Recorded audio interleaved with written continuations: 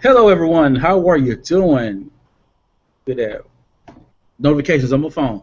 Uh, Welcome to the Dr. Will Show. I am your host, Dr. Will, and today, in addition to being the first day of school, I need a nap.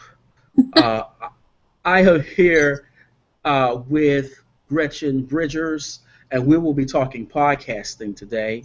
Gretchen and I happen to be in a group on Voxer. I'm pretty sure. Well, hopefully she'll bring it up during the show. But we'll be talking about podcasting. So, Gretchen, for those who are watching and may not know who you are, uh, will you please introduce yourself? Sure. Well, hey, everyone. Thanks for tuning in today. I am an educator of almost a decade, spending all my time in elementary schools until recently when I started coaching teachers in the middle and high school level. Fell in love with it, started a blog, ended up taking that blog, turning that into a podcast. And I'm kind of doing things on my own now, really consulting work, coaching teachers. So that's kind of me in a nutshell. Awesome, awesome. So, of all the things that you can be doing with your spare time, and I can think of a lot of things that both you and I can be,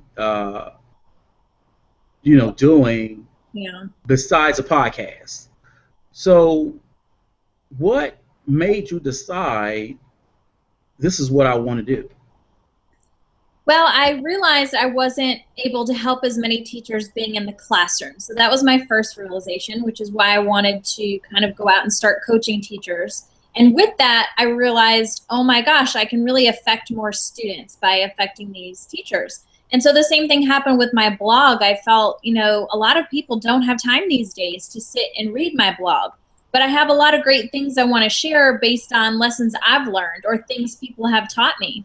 And so I just like I did when I left my classroom, I still have the blog, but I wanted to use that as a platform to reach more people. And I realized podcasts are blogs on the go. They're audio blogs. And this would be so great to be able to reach more teachers and help more educators and get us really talking about some inspiring things. So that was my idea behind taking the blog and turning it into a podcast.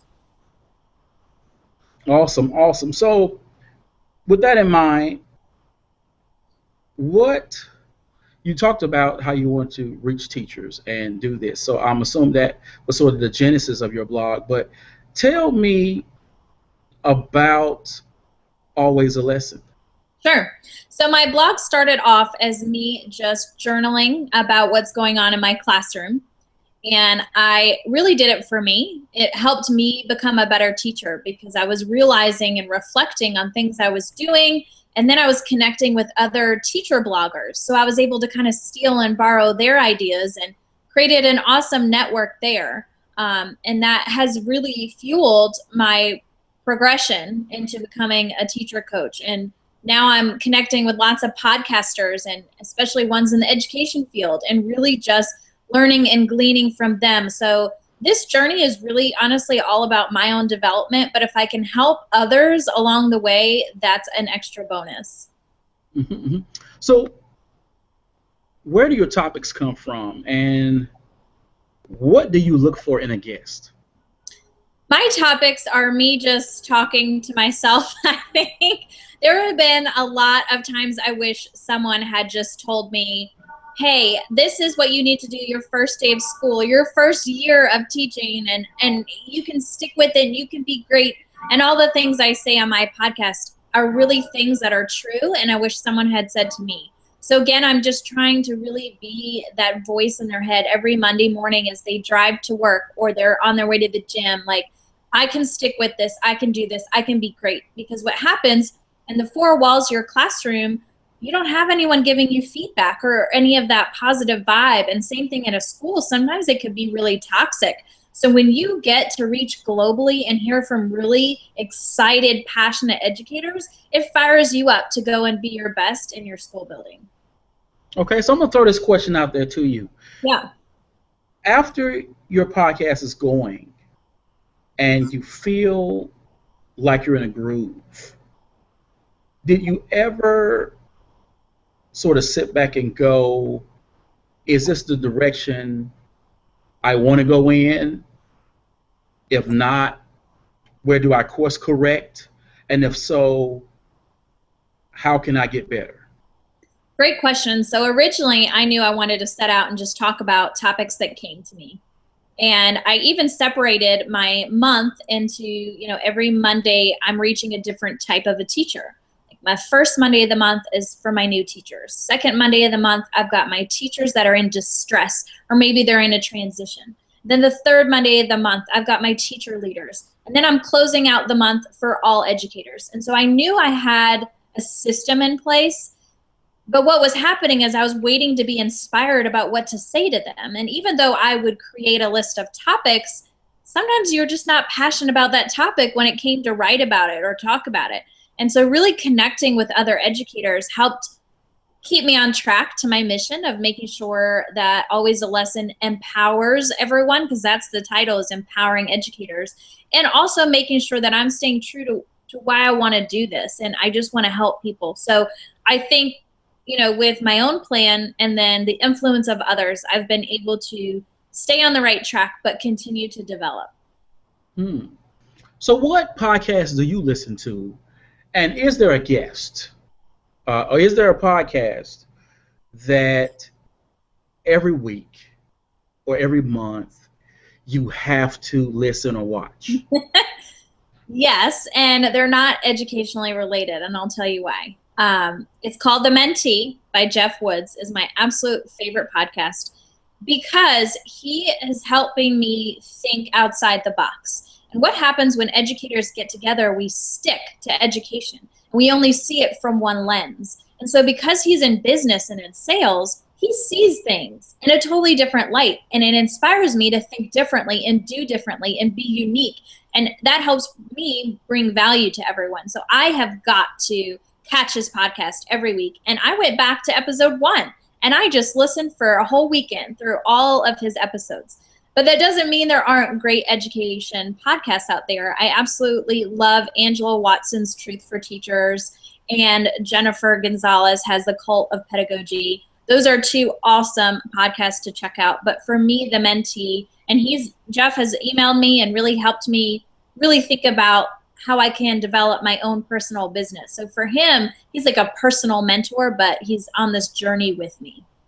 So you mentioned Angela Watson. See, that's the inside joke right there between us. Oh. Yeah. Yeah, she's really cool, really cool. So you're learning from Jeff. You're learning from the podcast that you're doing. Yeah. What are your goals for your blog? What do you hope to accomplish long term? Well, now you're going to make me have to achieve these dreams because I'm going to announce them. And then that means I have to step up to the plate. So I want to rearrange my blog so that it's a website. And on it will feature my podcast. And I've written a book for new teachers, so that is on there as well. But I wanted to operate more as a website where I can post webinars and materials, because I am on Teachers Pay Teachers. But I feel like my hands are in all these buckets, and I really want one location where everyone can kind of see all these resources that I have and really start building relationships. So my goal is to get off WordPress.com and go to WordPress.org, because there is a difference. Took me a long time to understand. But I'm just limited right now with what the website will allow me to do. And if I want to communicate, I need to have all these technical plugins. And so that's my first step. That's my first actionable step, is to be able to switch on over and then really get that email list going so I can chat with everyone and share free stuff and really help someone else grow personally versus just a podcast where I'm kind of talking to a whole audience. So that is my goal, to kind of make my business helping others in education. Now, folks, you heard it right here first. Here at the Dr. Will Show, we're building dreams, people. We're building dreams.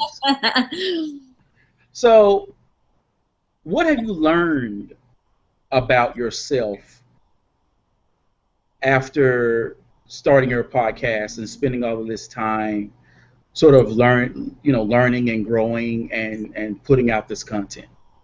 So I've learned that if I didn't already know that I was type A, I am so type A. I mean, I have got Post-its and schedules and everything is so scripted. And so I'm learning to go off the cuff, and I present all the time. So I don't know why I'm uncomfortable just talking off the cuff with an outline, but I just feel paralyzed. So my next goal is to make sure that I can, not have to script everything and just talk in a relaxed manner with everyone. But I really want to make sure that I stay current since I'm not currently in the classroom. So my new teachers are really keeping me abreast of everything happening.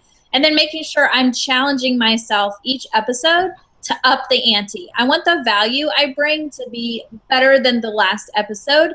That is a little stressful at times, but it makes sure that I'm really helping and I'm not just repeating my same message over and over again, or that I'm not devaluing the people that are tuning in. Okay, so earlier you mentioned switching to rate the site to sort of serve as a repository of all of your stuff. Right. Now, same thing with podcasts, right? They have to be housed somewhere. Right. Why did you choose, let's say, iTunes over SoundCloud or all of those other podcast catchers that people threw out in our Voxer group? So I use Libsyn is where I host everything, and then Libsyn shoots it out to iTunes for iPhone users, and then out to Stitcher for Android fans and whomever else. And for me, it was just had great reviews, and that's the one thing I always look at, like, are people really using this? Is it as great as it says it is? And it was affordable for me, and just starting out, I can't afford to do a whole lot of things. But better than that, it was user-friendly. And although I feel like I understand technology, I am not like a coder and anything really explicit. So for me, it was like, oh, just insert this and type this out and hit, schedule, and it's out. And so for me, it was super easy, and I haven't had any issues, knock on wood. So I'm going to hang there until I feel like I need to go somewhere else. Mm-hmm. So, again, I'm going to throw this out there before we get out of here, because it kind of popped in my head, so I'm going to go with it. Okay, go. When you're in a show, and like for me, 5 minutes in, sometimes, most of the times, when this show, I know, it's going to be a real hot show. Yeah, yeah. It's going to be real hot.